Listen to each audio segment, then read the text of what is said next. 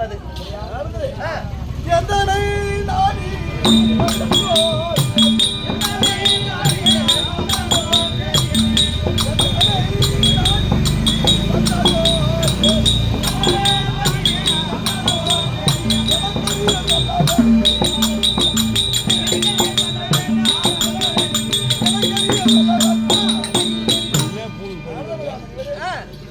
ஏற்கனவே நாங்க இந்த இந்திரபிரஸ்த சரிதான் புதியதாக அதை கட்டி முடித்து என்ன பேர் வைக்கலாம்னு தெரியாத கோயம் போயிருந்தோம். சரிதான்.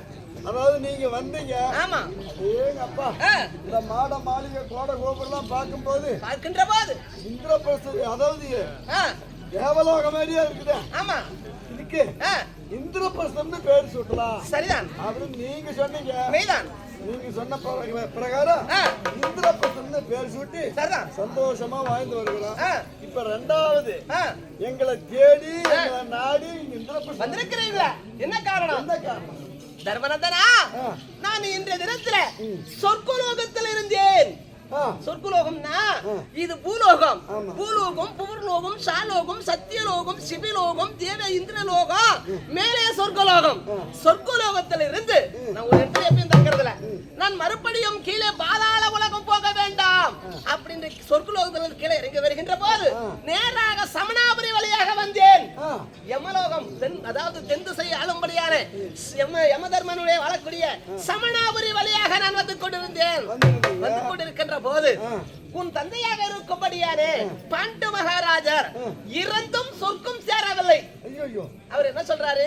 நாரதரே, நீ பூர்வக வழியாக செல்கின்றீர்களே, நான் தான் பாண்டு மகாராஜன் பேசுகிறேன். நான் ஆலா மரத்தில இரக்கா பச்சின்னு சொல்லும்படியான வவ்வாலாக தொங்கிக் கொண்டிருக்கிற தலை கீழவும் காலு மேலையும் சாப்பிடுறதும் வாயிலே எப்படி சாப்பிடுறது வாயிலே கக்கற இப்படி கச்சி பச்சையாக இருக்கிறேன். எனக்கு யாராய்கள் ஒரு ஈமச்சடங்கு செய்தால் நான் சொர்க்கம் சேருவேன் அப்படி என்று மக்களாக இருக்கும்படியான தர்மரிடத்துல சொல்லு அப்படி என்று பாண்டு மகாராஜா உன் தந்தை சொன்னார். இந்த வார்த்தையை சிறுமேற்கொண்டு நான் இந்திரபிரஸ்தல வந்து உனக்கு சொல்லிட்டு போறேன்னா வந்தோம்பா. யாகம் செய்யணும், என்ன யாகம், எதை வச்சு செய்யறது, எங்க போறது, யாகம் செய்ய வேண்டுமானால் ஆனால் யாரும் செய்யக்கூடாது பெருந்தொடர் ராஜசூய யாகம் செய்தால் நான் சொர்க்கம் அடைவேன் அப்படின்னு உரைத்தார். யாகம் செய்ய வேண்டுமானால் சாதாரண கிடையாது. அவனை 52 ராஜராஜர்களை வரவழைத்து யாராயிருந்தாலும் மானிடர் வந்து தேவர் வரைக்கும் யாரு எதை கேட்டாலும்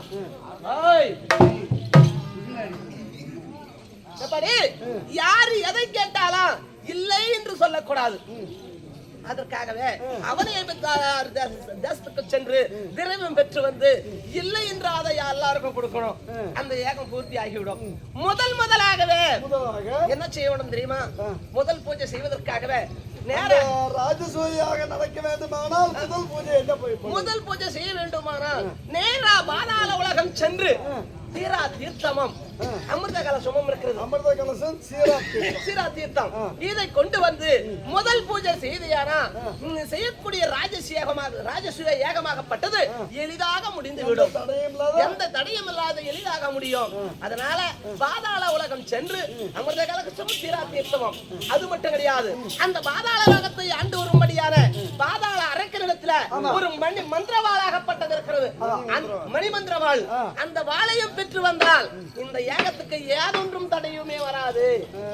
அப்படியானால் யாரு போனா அதை கொண்டுட்டு வரலாம். ஏன்னா நீ பெரியவங்க,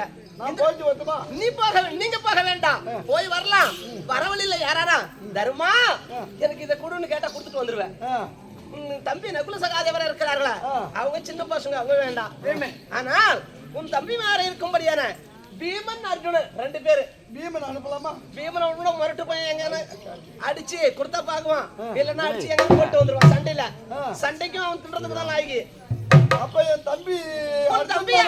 தம்பியாக இருக்கும்படியான ஆனாளாக அர்ஜுனனை ஒன்று அனுப்பினாரையா தடையில்லாமல் தீரா தீர்த்தமும் அமிர்த கலசமும் மணிமந்திரவாளம் வந்து சேரும். உன் தம்பி அர்ஜுனனே இதுக்கு தகுந்தவன். அர்ஜுனன் அனுப்பி போய் எடுத்து வருவான். மிக்க மகிழ்ச்சி. தம்பியாகிய அர்ஜுனனை நான் அழைத்தேன். இப்படியே தர்ம மகாராஜன் தம்பியா விளங்கும்படியான அர்ஜுன மகாராஜன் அழைக்க அர்ஜுன